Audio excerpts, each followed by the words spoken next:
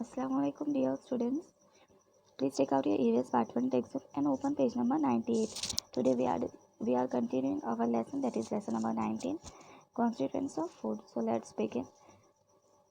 Here we are discussing about fats. Okay, fats. Oil is a fatty substance.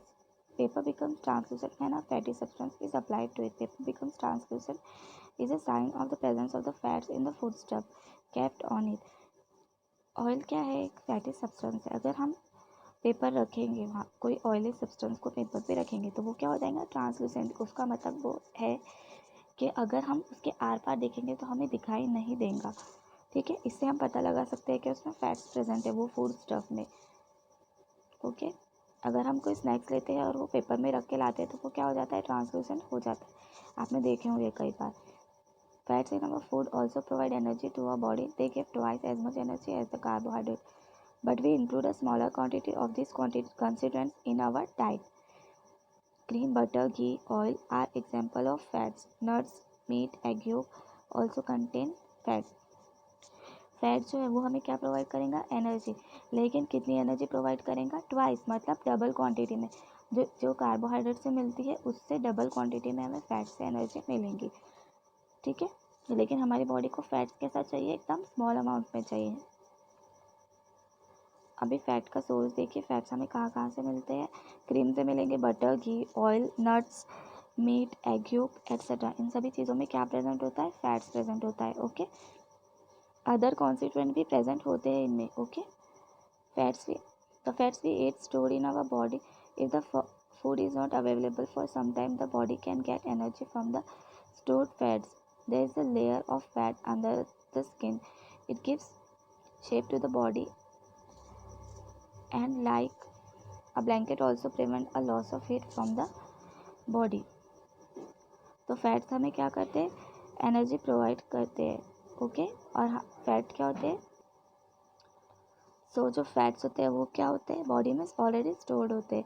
ठीक है, अगर कभी हमारे पास फूड अवेलेबल नहीं है या अगर हमने काफ़ी टाइम तक खाए नहीं है तो हमारी बॉडी क्या करेंगे? फैट्स को डिग्रेड करके वहाँ से एनर्जी लेंगी. वो कैसे? फैट्स कैसे प्रेजेंट रहेंगे बॉडी में? एक लेयर की तरह. फॉर एग्जांपल जैसे कि ब्लैंकेट रहता है ना, उस तरीके से प्रेजेंट रहेंगे. वो क्या करेंगे? इंसुलेशन का काम करेगा, मतलब हीट लॉस नहीं होने देगा बॉडी से. ये विंटर सीजन की बात हो गई. अभी एग्जाम्पल से देखिए, समझ में आएगा आपको. क्या होता है? द कार्डबोर्ड, थर्मोकोल और bubble wrap protect the fragile articles even when the boxes shake, fall, or get hit. The articles inside are not damaged. Similarly, the layer of the fat in the body protects our internal organs. An injury from outside does not at once cause damage to our bones or other internal organs. ये example में क्या दिया हुआ है? अगर हम कोई parcel या कुरियर मंगाते हैं तो उसमें क्या होता है कि जो कार्डबोर्ड होता है, पहले कोई भी जो हम पार्सल मंगाते हैं वो क्या होता है? पहले बाहर से कार्डबोर्ड से रैप होता है, फिर या तो बबल रैप से या थर्माकोल से रैप होता है. उसकी वजह से जो हमारा अंदर जो भी आइटम है फ्रेजाइल का मतलब क्या होगा? डेलिकेट वाला. अगर हमने कोई कांच की चीज़ भी मंगाए तो हम तक पहुँचे तक टूटती नहीं है. क्यों? क्योंकि उसके ऊपर बबल रैप की एक प्रोटेक्टिव लेयर होती है, इसीलिए तो वो टूटती भी नहीं है. अब parcel hand to hand transfer नहीं होते फिर भी वो टूटती नहीं है. ओके, तो बबल रैप या थर्माकोल क्या कर रहा है? प्रोटेक्शन देने का काम कर रहा है उस पर. ठीक है, इसी तरीके से जो फैट होते हैं वो बॉडी के इंटरनल ऑर्गन्स को क्या करते हैं? प्रोटेक्शन देते हैं बाहर की एक्सटर्नल इंजरी से. ठीक है, यहाँ ये फिगर में आप देख सकते हैं, ये सारे एग्जांपल्स है, सोर्सेज है फैट्स के. ओके, नेक्स्ट हम प्रोटीन्स देखेंगे. Just as a stone, the bricks are the building blocks needed for the wall. Proteins are the building blocks of our body. जो स्टोन्स या ब्रिक्स होती है वो क्या होती है? हम घर बनाने के लिए यूज़ करते हैं. उसी तरीके से जो प्रोटीन है वो क्या है? बॉडी के बिल्डिंग ब्लॉक्स कहे जाते हैं. Okay, the body undergo wear and tear continuously. Sometime it gets injured but the healing and repair of our body goes on all the time without our being aware of it. हमारी body क्या होती है? Wear and tier मतलब टूट फूट होती रहती है, लेकिन हमें पता चलता है क्या? नहीं, वो ऑटोमेटिक क्या होती है? रिपेयर हो जाती है. ये सभी क्यों होता है? प्रोटीन्स की वजह से होता है.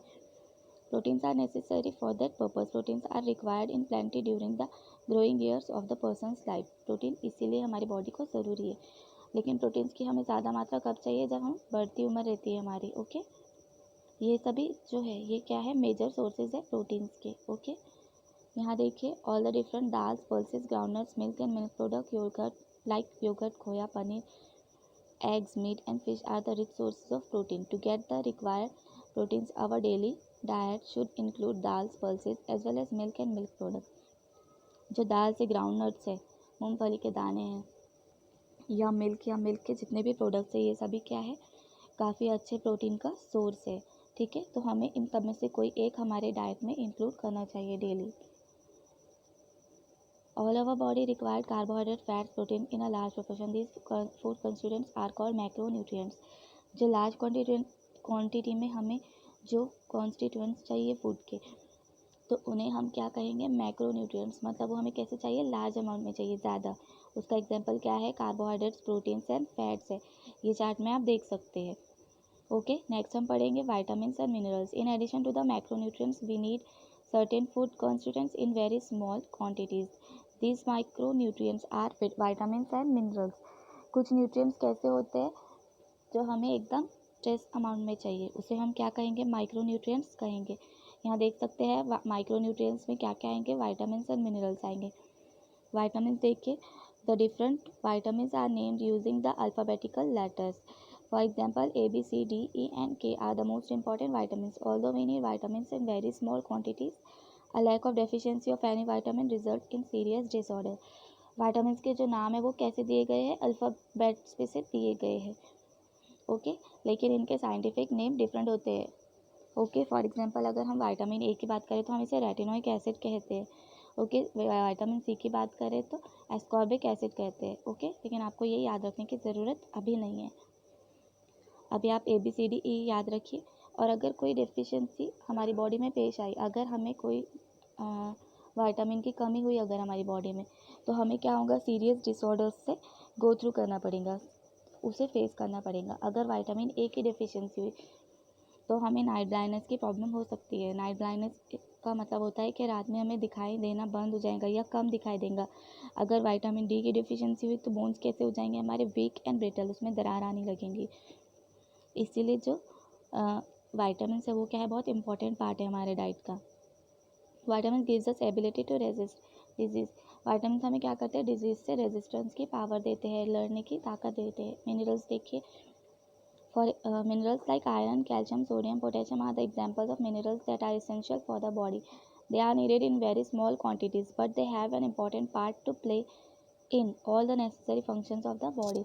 जो मिनरल्स रहते हैं वो हमें कैसे चाहिए, एकदम ट्रेस अमाउंट में चाहिए, लेकिन ये कैसे है, बहुत इम्पॉर्टेंट है हमारी बॉडी के लिए. फॉर एग्ज़ाम्पल जो हमारी बॉडी में एक ट्रांसफ़र होता है. फॉर एग्ज़ाम्पल हमें अगर हाथ से कुछ उठाना है तो जो ब्रेन है वो क्या कर रहा है, वो सिग्नल दे रहा है हमारे हैंड को कि ये चीज़ आप पिक कीजिए यहाँ से. तो ये जो सिग्नल है, ये सिग्नल ट्रांसफ़र में ये मिनरल्स का यूज़ होता है. अभी के लिए आप इतना ही याद रखिए. For example, iron is necessary for carrying oxygen to different parts of the body. अगर आप ऑक्सीजन की बात करेंगे तो ऑक्सीजन हमारी बॉडी में कौन सपोर्ट करेंगे, ऑक्सीजन को बॉडी में लेके जाने के लिए आयरन हेल्प करेगा. Okay, if there is a deficiency of, अगर डेफिशिएंसी हुई कभी आयरन की तो क्या होगा, हमारा हीमोग्लोबिन कम हो जाएगा. ओके, बाकी का हम नेक्स्ट लेक्चर में डिस्कस करेंगे. So thank you and that's all for today. Hope you all completed the previous lesson notes, that is lesson number 18. Okay, then Allah Hafiz.